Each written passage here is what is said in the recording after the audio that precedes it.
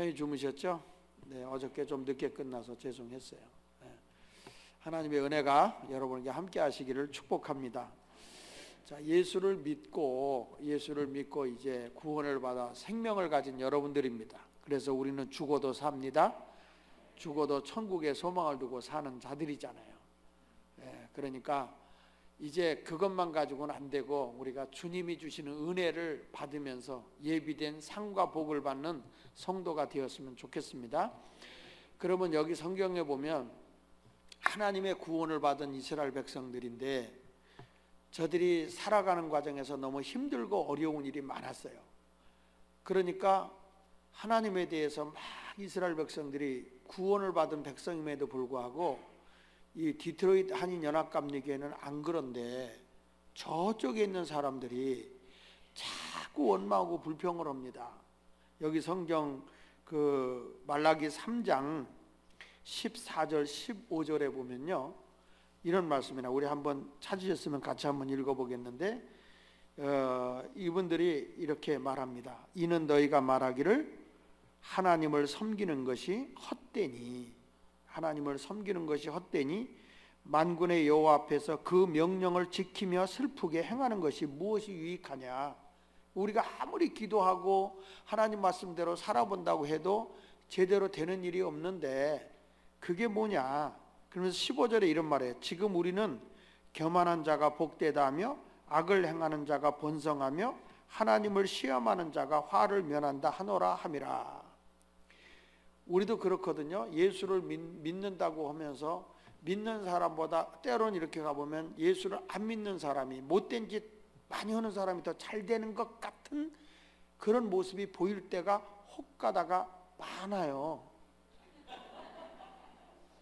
그러다 보니까 사람들이 아이고 뭐 내가 교회 가서 막 맷돌 기도하면서 하나님 복 주세요 주여 주여 하고 해도 날마다 우리는 그 얼굴에 햇살이고 하나님도 안 찾고 하나님에 대해서 뭐 불신앙적인 삶을 살아가는 사람들은 어떻게 저렇게 잘 될까? 이런 것에 대한 불만을 갖는 사람들이 있다는 거죠, 교회 안에. 근데 이스라엘 백성이 그런 거예요. 왜냐하면 이 말라기서의 내용의 역사적 배경이 이런 거거든요. 바벨론의 유대 나라가 바벨론의 포로로 붙들려가요. BC 586년경에 붙들려가서 저들이 바벨론에 가서 70년 동안 고생을 하다가 그 고레스 왕 때 이 쉽게 말하면 헬라 나라에 의해서 페르시아에 의해서 이 바벨론이 멸망하거든요. 멸망하고 나니까 이 고레스 왕이 포로 귀환 정책을 쓰면서 예루살렘으로 돌아온 거예요. 예루살렘에 돌아와서 너무너무 폐허가 됐는데 하나님이 그 노예 생활하고 오던 사람들을 통해서 성전을 재건하라는 거예요. 이스라엘 백성들이 성전을 재건하면서 성전을 지면 복을 받잖아. 이스라엘 백성이 광야에서 성막을 졌을 때 구름 기둥 불 기둥으로 인도했던 것을 생각하면서 또 적이 올 때 하나님의 성막에 있는 법궤를 모시고 나가면 승리했던 것을 생각하면서 하나님 우리를 인도할 거야. 또 솔로몬이 성전을 졌을 때 그 성전에 와서 기도하면 모든 재앙도 물러가고 흉년도 물러가고 적군과 싸워서도 이기게 하신 것을 기억하면서 틀림없이 우리도 잘 될 거야 라고 생각하고 성전을 재건했는데 성전을 재건하고 바로 일어난 게 뭐냐면요 흉년이었어요.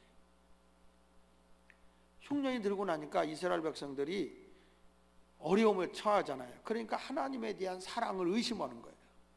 도대체 하나님이 저 안 믿는 바벨론은 저렇게 부강하게 해주시고 이때는 이스라엘 백성들이 그런 거예요. 하나님을 믿지 않는 사람들은 더 잘 되고 우리는 왜 하나님을 찾는데 이 모양 이 꼴이냐.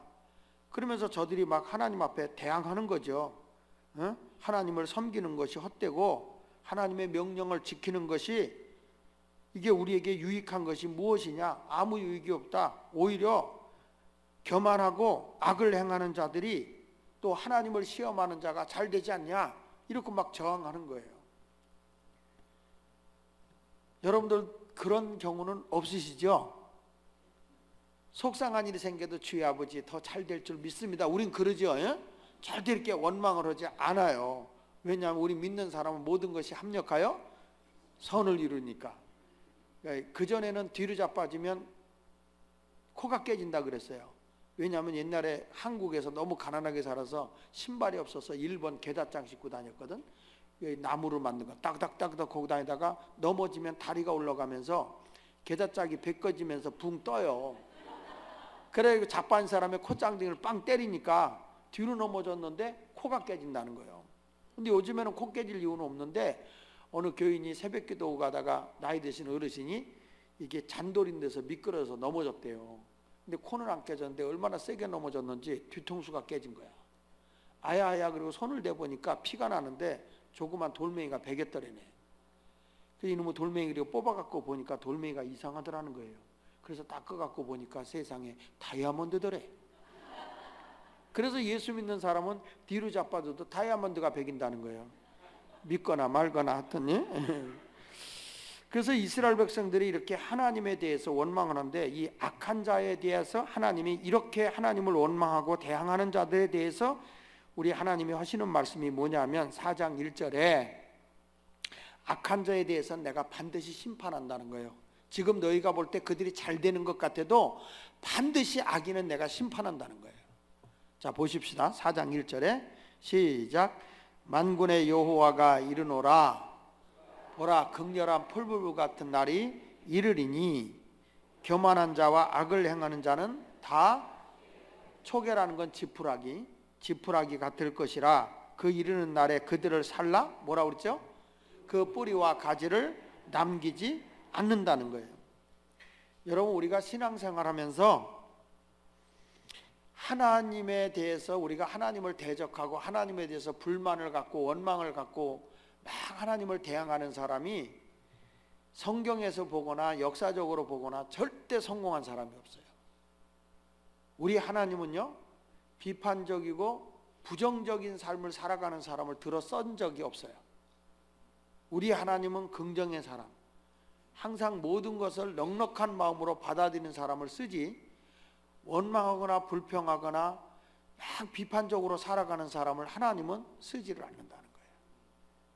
그들은 오히려 멸망하고 말아요. 그러니까 여러분 성경에 민수기 13장에 보면 그 모세가 12명의 정탐꾼을 가나안 땅에 보내잖아요. 그 가나안 땅에 가서 12명이 정탐을 하고 돌아오는데 그 땅이 12명이 똑같이 보고해요. 그 땅을 가보니 정말 젖과 꿀이 흐르는 땅이더라. 너무너무 크더라.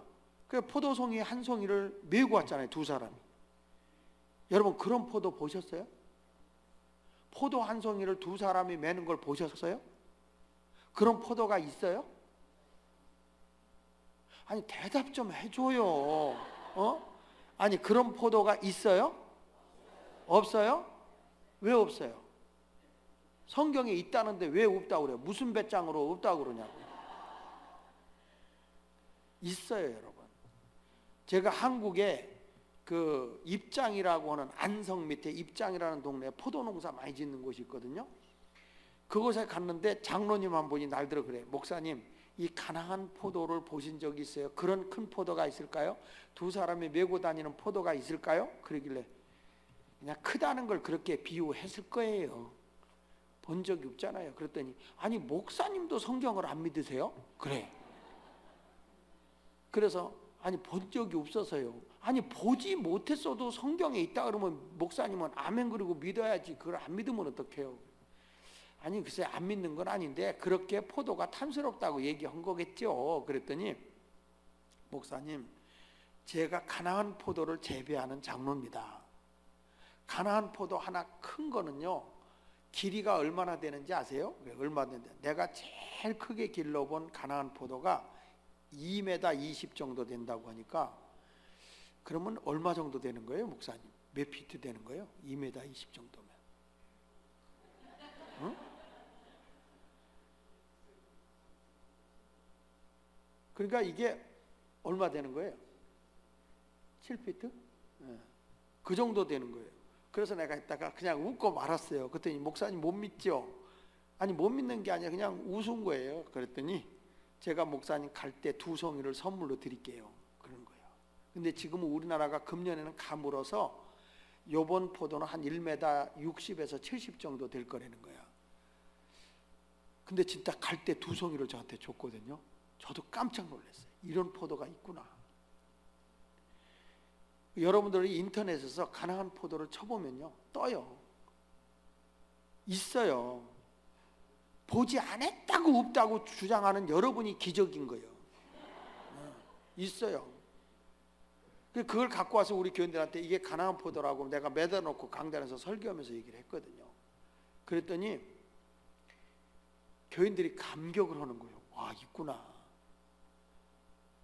우리 집 사람이 그거 들고 다니면서 다 자랑하나 하나하나 띄워줘가지고 어디 부흥회 갔다 와보니까 하나도 없어. 근데 여러분, 그 유럽에서는 그 가나안 포도가요 얼마나 크냐면, 제가 그 사진에도 있는데 그 어느 정도 크냐면 사람이 맬 수가 없어서 이렇게 기계 장비로 드는 포도가 있어요. 한 송이가 있습니다. 가나안 포도 있어요.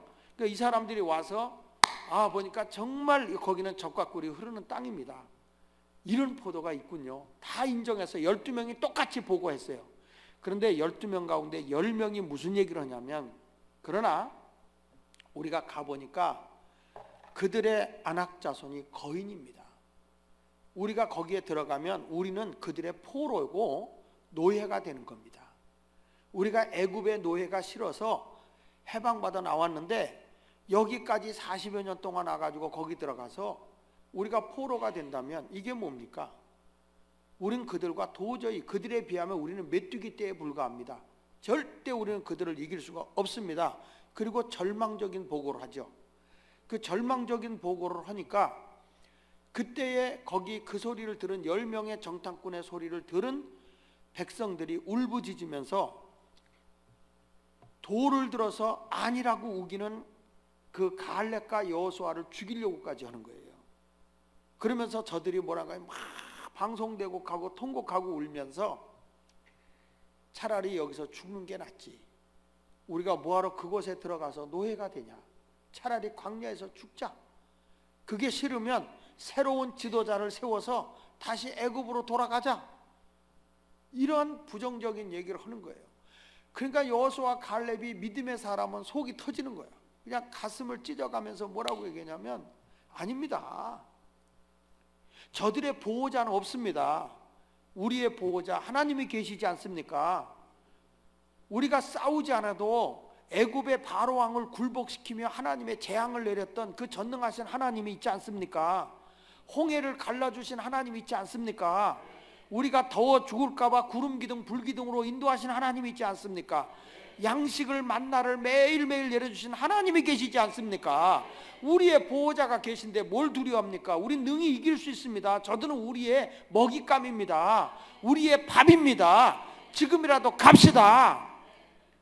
다 갈렙과 여호수아 말을 들어야 안 들어요? 안 들어. 그래서 신앙생활은요, 교회는 절대 다수결로 가는 거 아니야. 이게 다수결이라는 게 뭐냐면, 민주주의라는 게 사람의 주권 인정되는 건데 사람이 주인이 되는 거예요. 사람이 주인 되는 거예요. 제가 물어볼게요. 천국에 가는 길은 넓다고 그랬어요? 좁다고 그랬어요? 좁다. 찾는 사람이 많다고 그랬어요? 적다고 그랬어요? 적어. 왜? 그 길은 협착하고 험한 길이기 때문에. 교회에서도 뭐 합시다 그러면 힘들고 어려운 일을 교인들이 하기 원하세요? 질문 같지 않으면 대답 안 하세요? 그러니까 다수결로 하면 절대 하나님 일 못해요.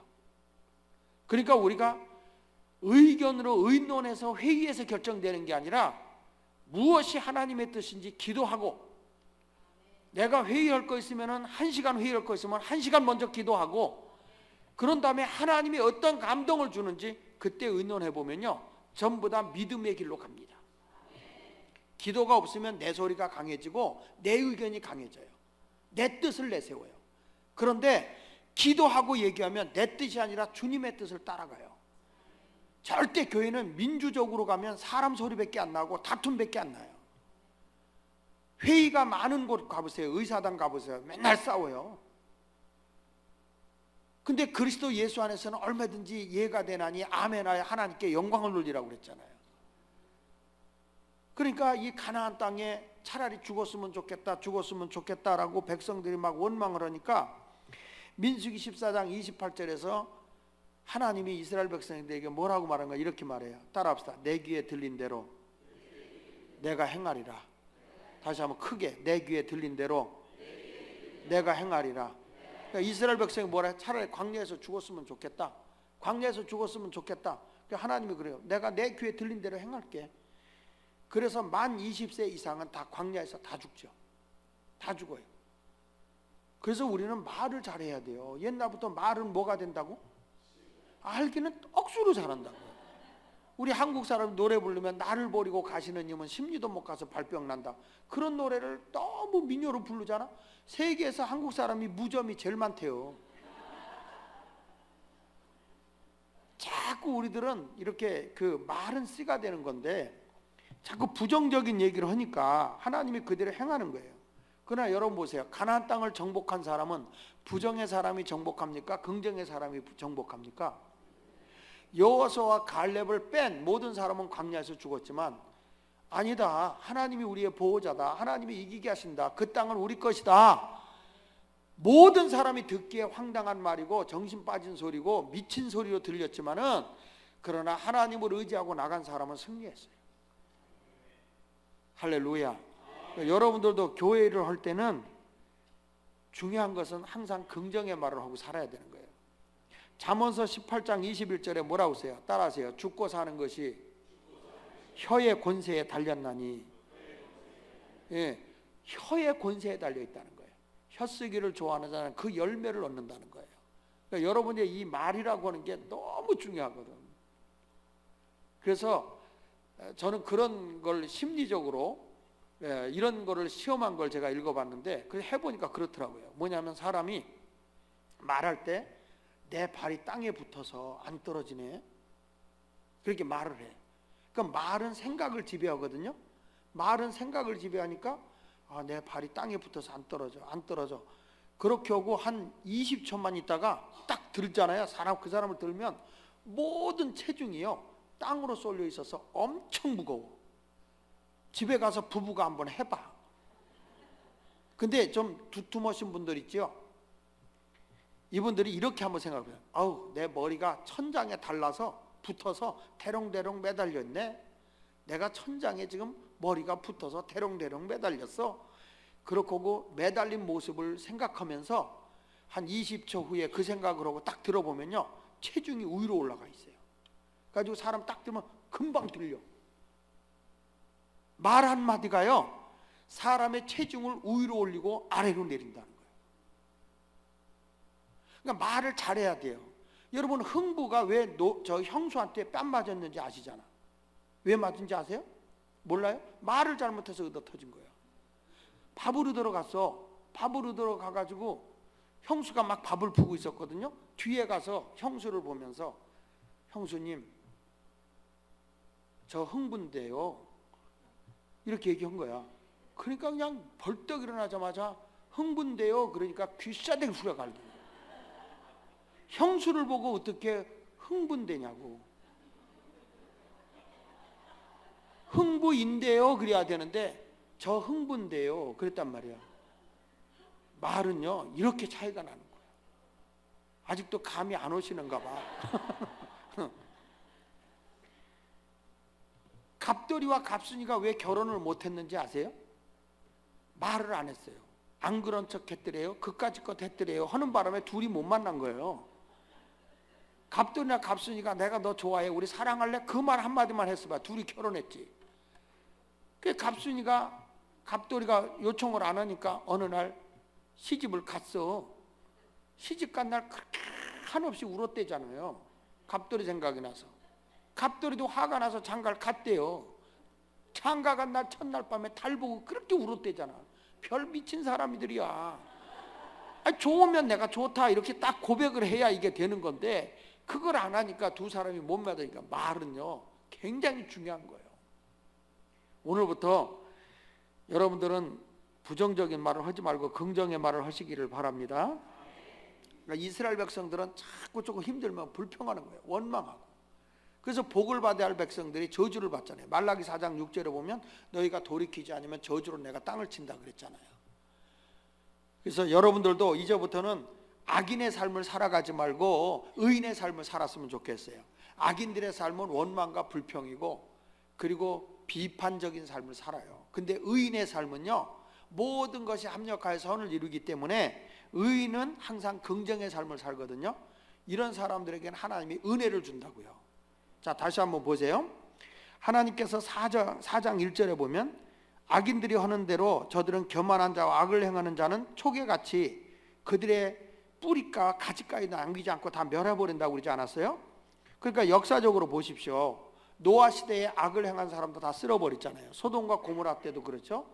바벨론도 악을 행하는 명적 강한 것 같지만 다 무너졌죠. 헬라도 그렇죠. 로마도 마찬가지죠. 악을 행하는 나라는 다 뿌리채 뽑아버려 하나님이. 그러나 하나님을 의지하고 살아가는 사람은 약한 것 같아도 하나님이 다시 세우는데 2절을 보겠습니다. 2절 시작. 내 이름을 2절 말라기 4장 2절 시작. 내 이름을 경외하는 너희에게는 의로운 해가 떠올라서 치료하는 광선을 바라리니 너희가 나가서 외양간에서 나온 송아지같이 뛰게 할 것이다. 이게 무슨 얘기냐면 내 이름을 경외하는 너희는 뭐예요? 하나님의 이름을 높이는 자예요. 하나님을 예배하는 자들이에요. 이런 사람들은 어떤 사람이냐면 하나님을 늘 긍정적으로 고백해요. 좋으신 하나님, 치료의 하나님, 사랑의 하나님, 나를 도와주시는 하나님, 여호와 라파 치료해 주시는 하나님, 나의 인도자가 되시고 나의 주권자가 되신 하나님, 항상 하나님에 대해서 긍정적으로 얘기하고 감사함으로 살아. 하나님이 믿어도 헛것이다. 하나님은 악을 행하는 자가 잘 되고 오히려 하나님이 보실 때 교만한 자가 더 잘 되지 않느냐. 이렇게 불신앙적인 사람들은 자꾸 그렇게 비판적으로 가지만 하나님을 경외하는 사람들은 어렵고 힘들어도 하나님의 계획이 계셔. 하나님의 뜻이요. 지금은 부족하지만 나중에 잘 되게 하시는 하나님이세요. 이렇게 늘 하나님을 영화롭게 한다는 거죠. 그래서 예수 믿는 사람은 범사에 감사하잖아요. 그러니까 예수 믿는 사람은 이해가 안 되는 거예요. 발이 부러져도 한쪽 팔만 부러진 거에 대해서 감사하잖아요. 희한해요. 한국 사람들, 예수 믿는 사람들은 세상이 이해를 못하겠다는 거예요. 안 다쳤을 땐 감사 안 하다가 다치고 나면 산 걸 감사합니다. 그래. 그러니까 범사에 우리는 감사하고 사는 사람은 하나님께서 인도해 주시는 거예요. 그래서 시편 1편 2절에 보니까 뭐라고 하니 오직 여호와의 율법을 즐거워하여 그 율법을 주야로 묵상하는 자는 복 있는 사람이라는 거예요. 복 있는 사람. 여러분, 이제 믿음이라는 건 복잡한 거 아닙니다. 단순한 것입니다. 단순하게 믿으세요. 성경에 뭐예요? 하나님 사랑하고 이웃 사랑하는 거 아닙니까? 성경 단순하게 정리하면 하나님 사랑, 이웃 사랑이에요. 마음을 다하고 목숨을 다하고 뜻을 다해서 하나님을 사랑하라는 것이고 내 이웃도 그와 똑같다. 마음을 다하고 목숨을 다하고 뜻을 다해서 이웃을 내 몸같이 사랑하라. 이거 아닙니까? 그러니까 성경은 복잡한 거 없어요. 사랑인데 하나님도 사랑하는 거고 이웃도 하나님 사랑의 크기와 똑같이 이웃을 사랑하는 거죠. 우리끼리만 모여갖고 막 주님 사랑합니다. 주님만 사랑합니다. 주님만 사랑합니다. 그러면 천사가 그 소리를 듣고 화답성을 보내. 거짓말이야. 거짓말이야. 하나님을 사랑하면서 보이는 형제를 사랑하지 않으면 거짓 사랑 아닙니까? 그러니까 우리가 작은 공동체 속에서도 이렇게 아름다운 사랑이 나눠지는 그런 속회가 돼야 돼요. 이 교회라는 데가 이상하더라고. 이 한국 사람들의 특징이 뭐냐면 내 프라이버시를 건드리지 않기를 원하고 있어요. 그런데 성경에는 두세 사람이도 주의 이름으로 모여있는 곳에 주님이 함께 하거든요. 근데 성경에 뭐라고 그래요? 우는 자와 함께 울고 기뻐하는 자와 함께 기뻐하라고 그랬잖아요. 그러니까 우리 공동체에서 누가 아프고 누가 어려움을 만나면 서로 이해하고 서로 얘기를 하고 고백하고 사랑을 나눠야 될 거 아닙니까? 대화가 이루어지지 않는 건 불행한 거예요, 여러분. 저희 교회가 영적 치유 집회도 있지만 치유라는 게 이제 신유라고 하잖아요. 신적 치유, 신적 치료함이 있는 게 신유잖아요. 그것만 있는 게 아니라 우리는 상담 치유도 있어요. 전문 상담가를 불러다 놓고 상담을 해보면 99.9%가 가족의 대화가 없다는 거예요.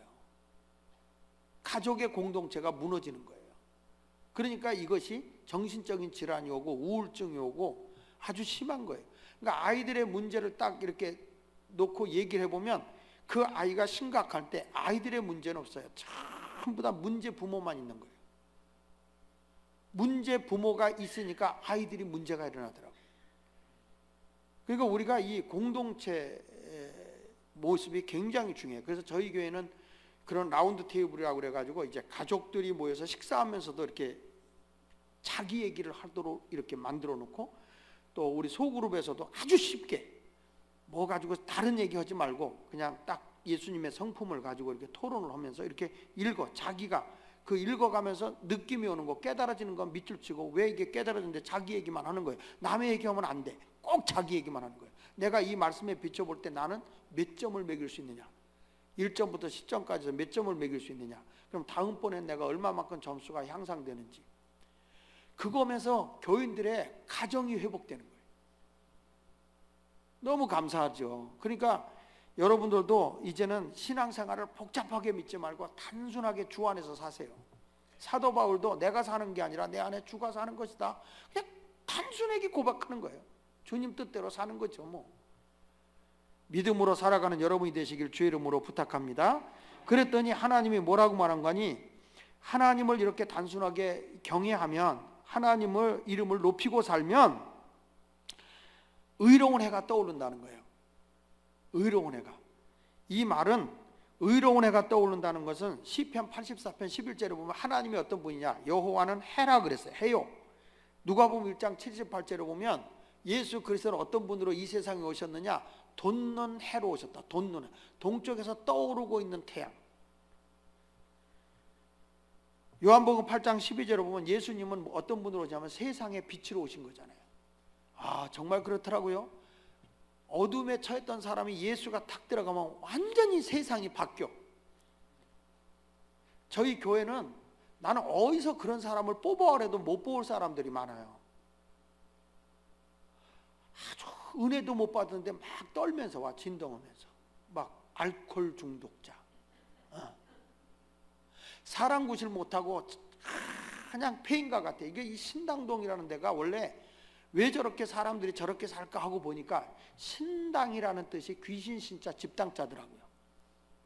귀신들이 사는 동네요. 원뜻이.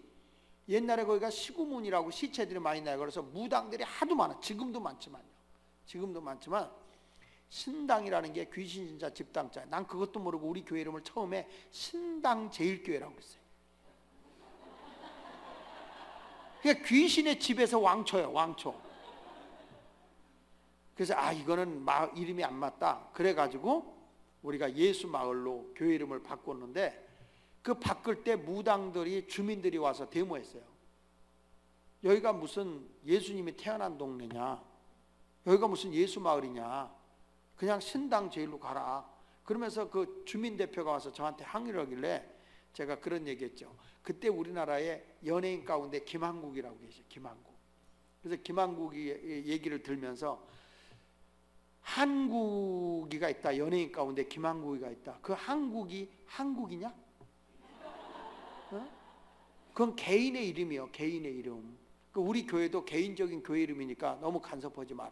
그러니까 저는 그때 꿈꾼 게 뭐냐면, 마을이 교회를 만들어 줬다면 이제 이 교회가 마을을 교회로 만들자.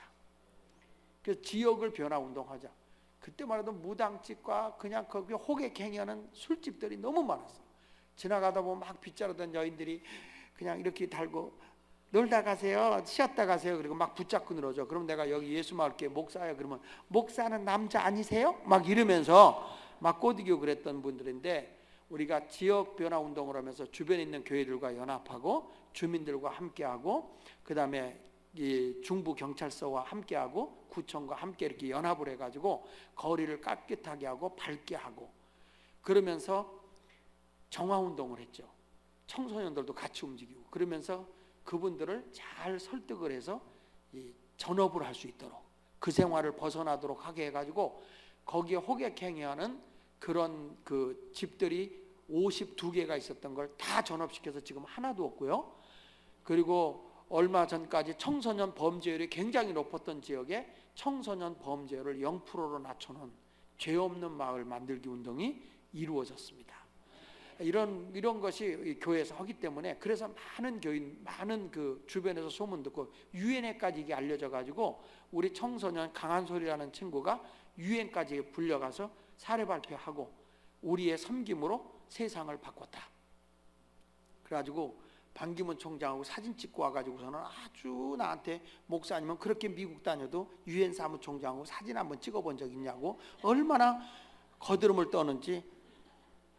하여튼 그래서 이 친구가 지금 한국의 그 모든 교회들과 청소년들의 그 에딘버러라고 그래서 그 포상제가 있어요. 애들 그 자치 활동할 수 있는, 스스로 자기 성취를 이뤄 나갈 수 있는 그런 운동하는데 걔가 최고의 대표예요. 대표. 한국에 그런 일을 해요. 강한솔이라는 여자인데 보통 대단한 애들이 아니에요. 그러니까 예수 안에서 한 사람의 청소년이 변화됐는데 이들이 지역을 변화시키는데 앞장 노릇을 하더라고요. 그러니까 우리 디트로이트 한인연합감리교회도 우리끼리만 모여서 지어 하지 말고, 저는 보니까 미국에서도 어느 교회 하나 문제가 있었다 그러면요, 세계적으로 기독교 다 알아. 여기서 미국에서 일어나는 얘기 한국에서 다 알아. 이렇게 주가 많이 흩어져 있는데도 무슨 일이 있었다, 어느 뒤에 뭐 했다 다 알아. 그래서 내가 깨달은 거, 영적으로는 다 하나다. 왜 얼굴들이 자꾸 늑대같이 바뀌는 거예요? 여러분, 예수가 내 안에 들어오면요 정말 사람이 바뀌어지는 거야. 그렇게 못됐던, 그러니까 우리 교인들 한 사람 한 사람을 보면요 책 한 권이 나와. 그 사람의 삶과 예수 만나고 변화된 모습을 보면 어쩌면 저렇게 인간들이 변화가 될 수 있을까. 우리 교회는 굉장히 열악한 지역이에요. 그렇게 열악할 수, 서울에서도 지금까지도 그렇게 열악한 지역이야. 나는 어디 가서 그런 사람 뽑아오래도 못 뽑아와. 근데 하나님이 그런 분을 불러다 놓고 세상을 바꿔놓는 거예요. 그러니 이렇게 훌륭한 디트로이트 한인연합감리교회 얼마나 여러분들 대단하고 실력 있고 좋으신 분들이에요. 여러분들이 예수 안에 광명한 빛이 비춰진다면 세상은 얼마나 밝아질까. 우리끼리만 맨날 기도만 하지 말고 세상을 품어내는 이 디트로이트를 정말 하나님의 천국으로 만들어버리는, 뜻이 하늘에서 이루어진 것처럼 이 땅에서 이루어지는. 그러니까 예수님도 세상을 사랑해서 온 거지 교회를 사랑해서 온 게 아니거든요. 예수님도 제자들을 양육하고 세상의 빛과 소금이 되라 그랬지 교회의 빛과 소금이 되라 한 거 아니거든요. 근데 우리끼리만 맨날 교회 안에 모여갖고 여기서만 빛 노릇하려고, 여기서만 왕초 노릇하지 말고 세상을 섬기고 세상을 변화시키는 일에 좀 앞장섰으면 좋겠어요. 그게 교회예요. 교회가, 한국 교회가 왜 침체되느냐, 교인이 그렇게 많고 성도들이 많아도 이웃을 돌볼 줄을 몰라. 우리끼리만 놀죠. 우리가 그 조그만 건데요, 월세 내가지고 노인들을 돌보는, 그 자식들이 돌보지 않는 노인들을 돌보는 그곳에 일주일에 2번씩 반찬도 해가지고 이렇게 찾아보고, 또 혹시 노인들이 혼자 살다 무슨 일인지 모르니까 방문 요양 같은 거 이런 걸 다 해줘요. 교회에서 그거 해주는데 나는 깜짝 놀랐어요. 그런 노인을 우리 동네에서 약 한 180명을 우리가 돌보고 있는데 그 180명이 어느 순간에 보니까 다 우리 교인일 거예요. 이분들이 불교를 40여 년을 다녔던 분이 우리 교회로 오는 거예요. 그래서 이따가 아니 그렇게 불교를 40년씩이나 다녔는데 어떻게 우리 교회로 오냐 그랬더니, 목사님 나 불교 40년 다녔어도 내가 다리 아플 때 다리 마사지 해주고 다리 주물러 준 부처님은 없대야. 근데 예수마을교인들은 내 자식도 내 남편도 다리 한번 주물러 준 적이 없는데 예수마을교인들은 그렇게 사랑하는 마음을 가지고 이렇게 다리를 주물러 주니 얼마나 감사하냐고. 그 교회 나왔다는 거예요. 근데 석가탄신일 되면 또 맨 앞에 가요. 왜 거길 가냐 그랬더니 천국 못 가면 극락이라도 가야 된다고, 여기도 갔다 저기도 갔다 그래. 그래도 이분들이 매주 교회는 나와요. 여러분, 온전한 믿음 생활 하셔야 돼. 온전한 믿음 생활. 나눌 줄 알아야 돼. 사랑할 줄 알아야 됩니다. 그래서 여러분에게 돈 눈에가 떠오르면 사람이 바뀌는 거예요. 수가성 우물가의 여인도 사람이 부끄러워서 대낮에 나왔지만 예수가 그 속에 들어가니까 전도 부인으로 바뀌잖아요. 수가성을 다 전도해 버리잖아요. 자기가 부끄러워서 사람을 피해서 나오는 사람이 예수를 만나는 순간에 세상의 빛이 돼서 그 한 마을을 다 예수 앞으로 이끌고 나오게 해요. 열대 혈루병 여인도 예수님을 딱 만나는 순간에 그의 인생이 완전히 빛으로 바뀌는 거예요. 이게 주님의 의로운 해예요. 그 예수님을 만나야 여러분들이 얼굴도 빛날 거 아닙니까? 예수 믿으면서 왜 인상 쓰는 거냐고. 그렇지 않아도 인상 쓸 일이 많은데 주님 앞에까지 와서 인상 쓰면 주님이 괴롭디야. 왜냐하면 주님은 항상 기뻐하라 그랬잖아요. 제가 읽은 책 가운데서 끌리는 사람은 1%가 다르다, 그런 책이 있어요. 끌리는 사람은 1%가 다르다. 그 책에서 직장에서 인기 있는 1위의 남자가 어떤 남자냐면 유머 있는 남자예요. 그는 직장이나 회사 이런 쇼핑몰 같은 데서 인기 있는 여자는 누구냐? 잘 웃는 여자라는 거예요. 그 책에서. 그러니까 웃기지 못할 바에야 웃기라도 잘해야 돼. 이건 참 웃기지도 못하면서 웃지도 않는 거 보면 정말 기적이요. 왜 사는지 모르겠어. 웃는 거 쉽습니다. 입만 귀 있는 대로 땡기세요. 이렇게. 그러면 항상 웃는 거예요. 자, 보세요. 이렇게 하나님의 태양의 빛이 내게 오니까, 주님이 오시니까, 빛이 내게 들어오니까 거기 이런 말씀이 있잖아요. 치료하는 광선이 비춰진다. 어두움이, 모든 곰팡이가, 모든 것들이 다 치유가 돼버리고 변화가 되는 거예요. 사람이 새 사람으로 바뀌어지는 거예요. 그래서 누구든지 그리스도 안에 있으면 새로운 피조물이야. 이전 것은 지나갔으니 보라 새 것이 되었도다. 믿어지면 아멘. 그러니까 새 사람으로 바뀌어지는 겁니다. 그 다음에 어떤 일이 이루어지냐면 거기 보세요. 외양간에 나온 송아지가 뛰듯 한다고 그랬죠. 우리가 이렇게 모든 것이 고쳐지니까 믿음의 사람은요 기뻐 뛰는 거예요. 송아지가 외양간에 묶여 있다가 밖에 나와요. 자유를 누리고 막 푸푸 하면서 막 뒷발질하면서 펄쩍펄쩍 뛰거든요. 예수를 제대로 믿으면요 환경을 초월해서 기뻐하는 거예요. 사도 바울처럼 감옥에 갇혀서 찬송가 부르고 기도하고 항상 기뻐라. 아니 그렇게 넋일나게 매맞았는데도 오히려 예배소 교인들에게 편지를 보내면서 뭐란 거 아니? 이런 말한 거예요. 우리가 하늘에 속한 신령한 복을 받았다. 그러니까 너희는 항상 하나님 앞에 찬송하라는 거예요. 아니 그렇게 쇠사슬에 묶이고 감옥에 가서 온몸이 욱신욱신 터지도록 그렇게 매맞았음에도 뭐란 거 아니? 찬송하리로다. 하나님과 우리 주 예수 그리스도 안에서 하늘에 속한 신령한 복을 받았다. 성부의 복도 받고 성자의 복도 받고 성령의 복을 받았다. 그러니 찬송하고 살아라. 예수 믿는 사람은 환경을 넘어서는 거예요. 여러분 목사들은 항상 기쁠 것 같아? 목사가 무슨 죄가 있다고 그렇게 교인들이 날마다 끔씹듯 씹냐고. 날마다 성도들 잘 되기만 위해 기도하고 어려운 일 있으면 목사 내가 목회해보니까 그래. 목사님이 성도들이 힘든 일 생기면 내가 도와줄 일 없고 막 어느 때는 막 눈물이 나와. 교인이 막 죽어가고 있는데 하나님 내가 해줄 게 없습니다. 내가 하나님 앞에 뭘 잘못해서 우리 교인들이 이런 힘든 일이 생깁니까? 막 눈물이 나는 거야. 성도가 잘 되면 얼마나 기쁜지. 우리 교인이 13년 동안 애를 못 낳다가 임신했다고 하는데 얼마나 기쁜지. 전화가 왔는데 부흥에 밥 먹다 말고 임신 그랬더니 옆에 있는 목사님이 왜 그러세요? 목사님 사모님이 임신하셨어요? 그러더라고. 내가 우리 집사람 임신했다고 해도 그렇게 소리 질러 본 적이 없어. 교인이 임신했다니까 얼마나 기쁜지. 그 마음을 아세요? 그걸 몰라서 한국에 찬송가가 나왔어요. 당신은 모르실 거야. 이런 찬송가가 나왔어요. 너 진짜 찾을라? 그러니까 예수 믿는 사람은 항상 기뻐. 그러니까 여러분 보세요. 은혜를 입은 사람들 보세요. 모세가 못해요 하다 호렙산 가시떨기나무에서 그의 마음을 움직일 수 있는 하나님의 불을 받아. 그러니까 모세가 그 움직일 동자 힘력자거든요. 동력. 하나님으로부터 새 힘을 얻어서 바로왕 앞에 가는데 처음에는 자기는 말을 못한다고 그래서 아론을 데리고 가는데 성경 읽어보세요. 바로왕 앞에 말한 건 다 모세지 아론은 아무 말도 안 해. 아론이 기껏 든 건 지팡이 든 거고 그리고 금송아지 만날 때 설친 거 그거 외에는 없어. 아론은 모세가 자기는 말 못해요 안 한다고 했다가 모세가 막상 가서는 지가 말 다 했어.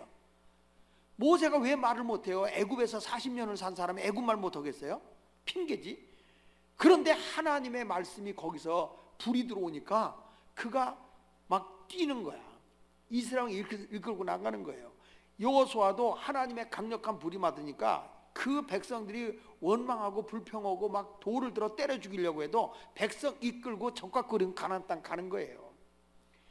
여러분, 우리가 하나님의 은혜를 받아봐 기뻐 뛴다니까. 감격하고 산다고요. 할렐루야. 우리 교회가 지역을 섬긴다. 목사님 대단하세요. 그게 보통 어려운 건 줄 알아? 오갈 데 없는 노인들 모셔놔 실버홈에 모셔놨더니 세상에 먹을 거 갖다 놓으면 냉장고에다 갖다 놓으면 다 집어가. 나이 드신 분들이 왜 그렇게 먹을 걸 감춰놓는지. 그리고 잡숫고도 기억력이 없어져 가지고 안 먹었대야. 그러다가요 무슨 일이 생기는지 알아? 이 사람이 노인이 자식이 없다고 해서 들어왔거든. 아무도 없다고. 그런데 어느 날 이 노인이 넘어져서 다치잖아요. 자식이 나타나.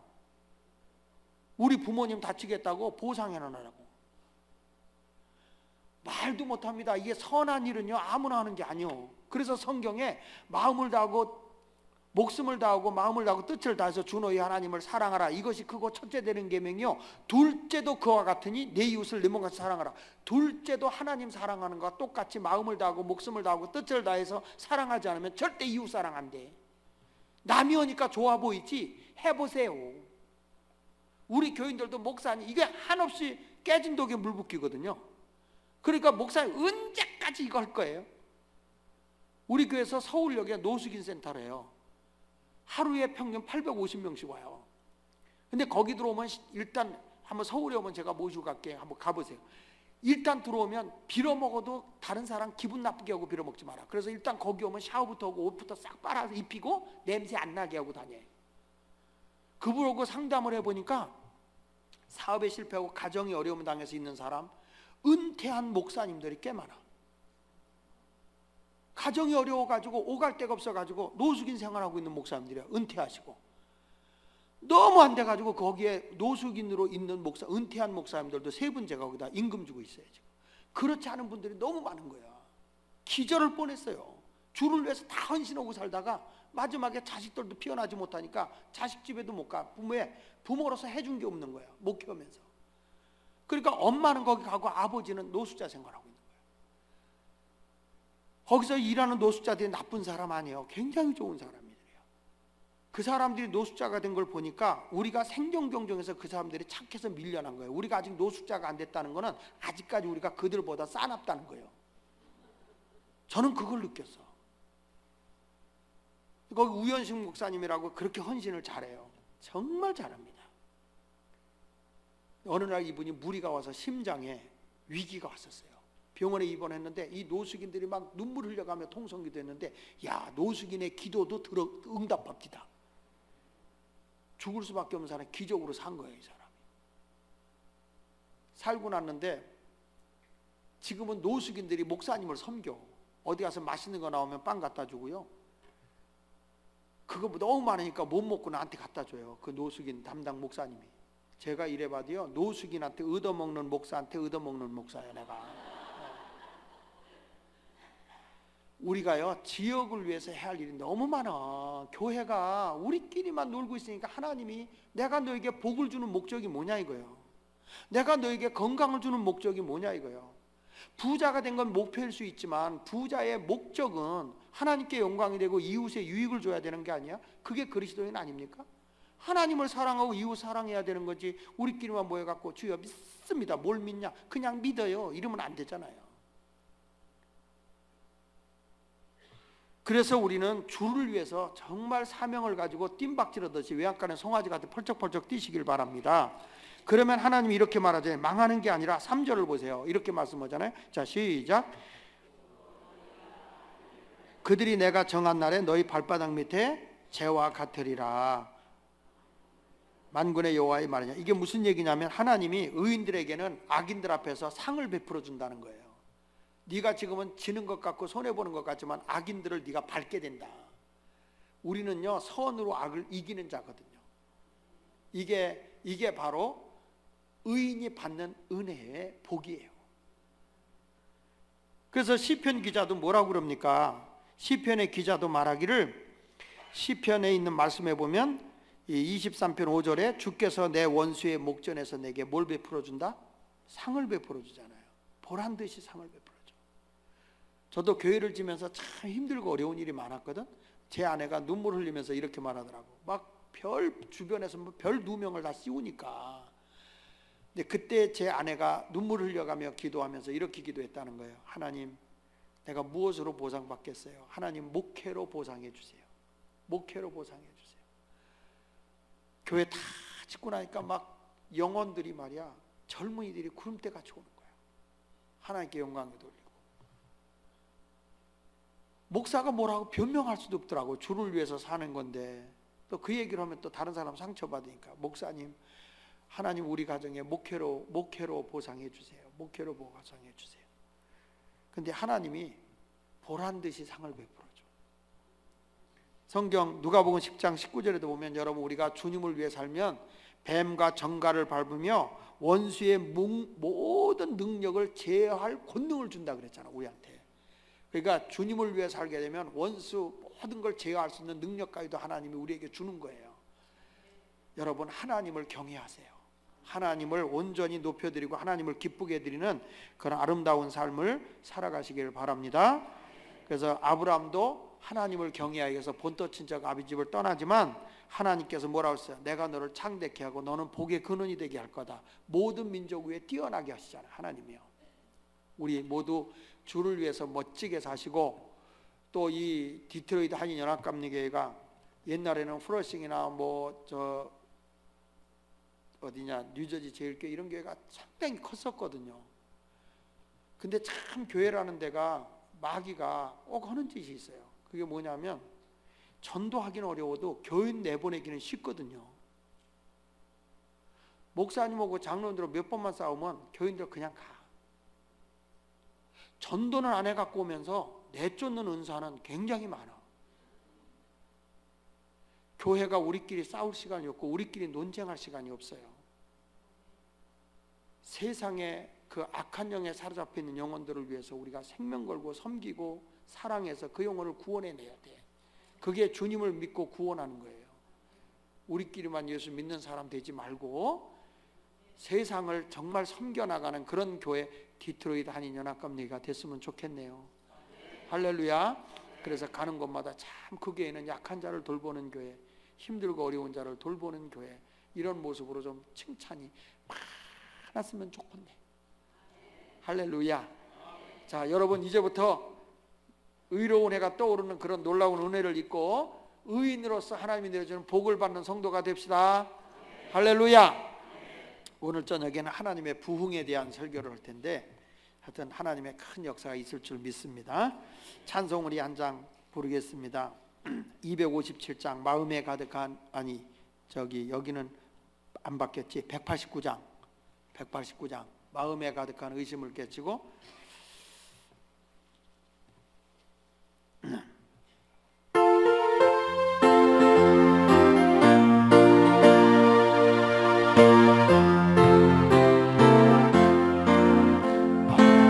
가득한 의심을 깨치고 지극히 화평한 마음으로 성경을 부르는 어린 양 예수의 그 피로 속죄함 얻었네. 속죄함 예수의 노래를 썼는데 할렐루야 소리를 합하여 함께 찬송하세. 그 피로 속죄함 얻었네. 그니 나 끝났지. 넘노들 보배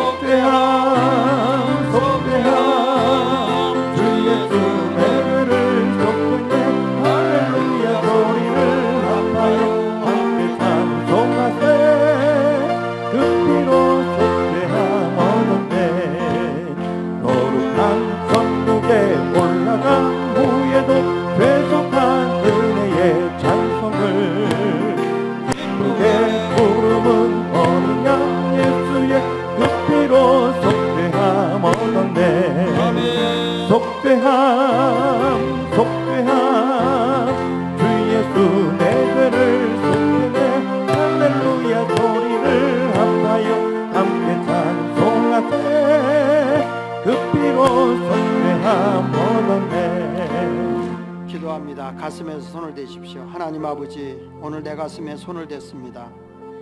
우리가 하나님을 영화롭게 하는 의인이 받는 은혜는 악한 자들은 다 하나님의 심판을 받습니다. 그러나 신앙의 사람은 언제나 긍정의 말을 하고 주님이 나와 함께 하심을 믿고 나가는 자들입니다. 하나님의 이름이 높아지기를 원할 뿐입니다. 잠시라도 순간이라도 나를 나타내거나 나를 높이지 않습니다. 하나님 아버지, 이렇게 주님의 은혜를 받은 성도들에게는, 의인들에게는 공의로운 해가 떠오릅니다. 예수님의 은혜의 빛이 내게 비춰옵니다. 이런 곳에는 죄인이 용서받고 병든 자가 치유받고 가난한 자가 주님의 사랑을 받고 내가 힘들 때에 친구가 되어 주십니다.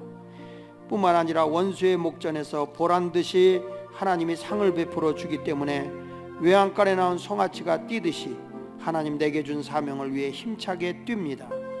우리 디트로이트 한인연합감리교에 속한 성도들이 세상을 향해 힘차게 뛰되 그리스도의 영광을 드러내게 하여 주시옵시고 세상에 빛을 발하는 교회로 주님이 크게 세워서 주시옵소서.